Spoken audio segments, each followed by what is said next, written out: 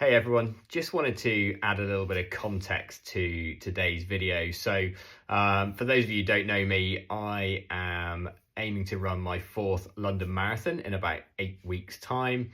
I'm over 40, so I'm aiming for that World Championship qualifying time of sub 2:35. I ran 2:34 last year at Belfast Marathon, so I've already got my New York World Marathon Majors World Champs slot for 2025. So I'm aiming to get another slot for 2026, and that is going to require a sub 2:35 as it stands. I'd also quite like to get a PB. I have a current PB of 2:34.49, which I ran in London in 2023. So there's been some consistent marathons from me over the last couple of years, and I am looking to just take that next step up. And some of that has to do with the shoe choice that I'm going to make. And I have had some dilemmas over this. I haven't got limitless funds to spend on hundreds of different pairs of shoes to try them all out. So I'm really looking at what I've got in my stable currently to see what am I going to select for my race in 8 weeks time. So I should also say at this point that this video was very much inspired by a recent YouTube video by local marathoner Stephen Scullion. He's a 209 guy, an elite marathoner, and he did a really good video on comparing the Alphafly 3, the Asics Metaspeed, and the Adidas Adios Pro 4s. So if you haven't looked at that video, have a look at it, because he really, dials down into how fast each of those shoes are. But I wanted to take this to my level and do it with the shoes that I am potentially going to use. So in my sort of armory, I have got the new Adios Pro 4, the Adios Pro 3, which has been my favorite shoe for the last year, and also the Alphafly 1, which I have actually run both my half marathon and marathon PBs in. So using Stephen's video as inspiration, I decided to head to Victoria Park and run 5-mile efforts in each shoe, in the hope that, over that distance, any sort of little variations would average out, and it would actually give me a good feel for what they were like on my feet, comparing them directly to each other, one after another. So keep watching and have a look at what I found. Hey everyone, bit of an interesting session this morning. So I've got 15 miles to do at sort of a mid-upper aerobic sort of effort level, and it's 15 miles, so that splits up quite nicely into 3 5 miles. And my thoughts were that I want to try and test out the race shoes. I'm still having a bit of a dilemma about what to use. So I've come to Vicky Park. Victoria Park is the fastest parkrun course in the world. It's got both the female and male parkrun records, and it's right down the road from me in Belfast here. So perfect place to test these shoes. It's flat, it's a mile round, and it should keep conditions nice and stable for a bit of a shoe test. So today with me, I have brought my current favorites, which are the Adios Pro 3s. So I'm intending to start in those. I'm used to that shoe. I know what it's capable of. So 5 miles in that, including the warm-up. So I'm not expecting to be, fully on the pace straight away, just build into the effort gradually. Then I am going to switch into the Pro 4s.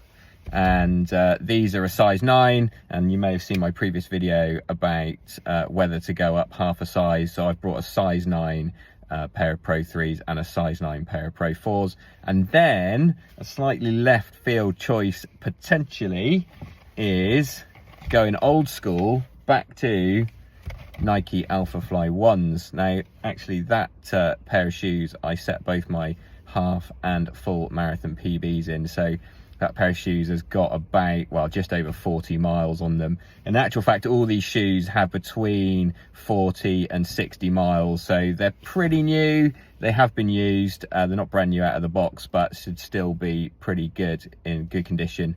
And hopefully the foam hasn't taken too much of a hammering. So 5 miles in each shoe. Let's see how we go.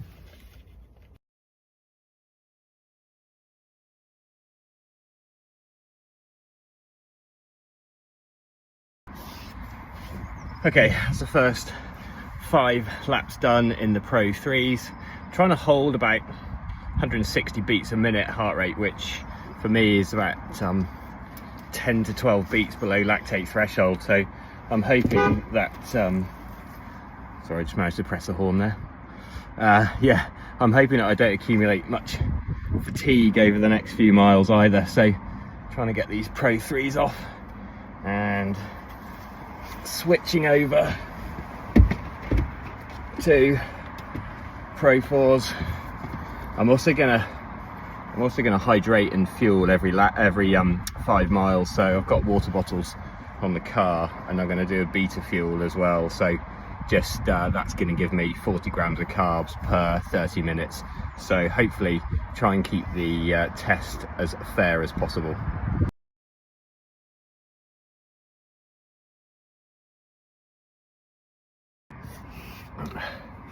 Okay, that's the second 5 miles done, which was in the Adidas Pro 4s. Yeah, I gotta say, they're not a patch on the 3s. Like, for me, they're just too soft. You can feel instantly that I'm a very forefoot runner, and I feel like maybe they're designed for people that are more mid to rear foot, because when I'm compressing that front of the shoe, I'm almost feeling the ground underneath, which in the 3s much stiffer. Seems like a much more kind of resilient foam in the 3s. So those 4s, the paces weren't that different, but it felt like a lot harder effort, and felt like I was really having to work the ground a lot more. They just didn't glide. So yeah, interesting stuff.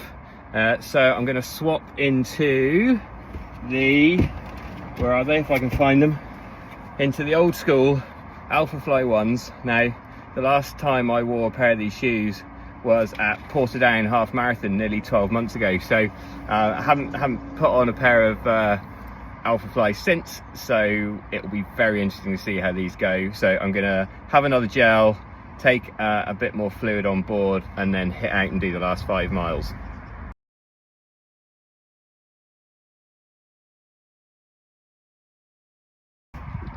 So that's it, third 5 miles done in the Alphafly ones. Yeah, totally different shoe to the Pro 4.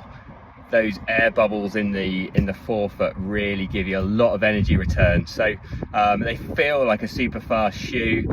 It probably was the fastest shoe round that loop, but I actually slightly blew the test, because I really felt like running fast in those Alphaflies. So I pushed on a little bit up to kind of marathon effort just to see what they were like. They feel quick, but they still don't feel as natural on my foot as the Pro 3s. So I think over a marathon distance, those 3s are probably going to come into their own in terms of comfort and not losing form. I think you need to be really on your toes on those Alphaflies, and if my form starts to suffer in the last sort of 6 miles or so, then I think the 3s are probably going to end up being the quicker shoe. So really interesting test. I got a lot from that.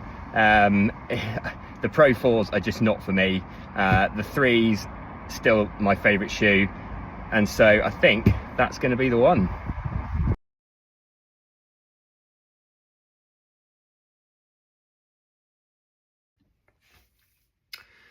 So I hope everyone took something from that little experiment. It maybe wasn't quite as scientific as I'd liked. I certainly kept it very even for the Pro 3 and the Pro 4, and those, it just shows they're totally different shoes. So just because one brand, makes the next sort of shoe, a previous iteration could be very, very different, and it may suit you more. Yeah, so I guess it was a case of not getting sucked into the hype. You know, don't just go and buy the latest shoe because it's all over Instagram or Facebook or whatever. Certainly the Pro 4 has got loads and loads of attention on social media, and I mean, it is a fantastic looking shoe. It's light, it looks great, it feels great, but for me, on my feet, it didn't suit as much as the Pro 3. The Alphafly one, interesting one. I think that probably is the quickest shoe, especially for me as a 4-foot runner. But I did feel like actually I was having to put more effort in. So I think over the marathon distance, certainly I felt the Pro 3 was going to suit me more. So I guess it's a case of, if a shoe feels right for you, it probably is the right one. I mean, if I'd taken any of those shoes in isolation and I didn't have them to compare to each other, they're all fantastic shoes. I probably would have just been happy with that. But if you have got that option to try a few different things, then maybe go and do something similar to what I've done. Compare them like to like and really sort of nail down in your own mind which one is going to be for you. Because I felt like I don't want to turn up on the start line at London thinking, oh, I should have been in the Pro 4s, or I should have been in the Alphaflys or something like that. I feel like now actually I have proven to myself the Pro 3 is the one. I'm going to stick with it. I've got a few pairs actually in my shoe rotation, some of which are newer than others, and I've got a brand new pair ready for race day. The other advantage of that shoe over, say, something like the Alphafly 1 is that I can at least still buy it. If I wanted a new pair of Alphafly 1s, you're looking at importing from America at a pretty big cost, and even that supply is going to run out soon enough. So anyway, stick to something that suits you. Stick to what you know. If you're really not sure, try and do a little test somewhere on some sort of fairly flat course that's got not too much variation, and just make a decision in your own mind. Prove to yourself that your thoughts are correct, and when you turn up on the start line on race day, you're going to know that what's on your feet are going to be fine for 26.2 miles. So I hope that was useful, and any questions, give me a shout and I'll see if I can help you out with those.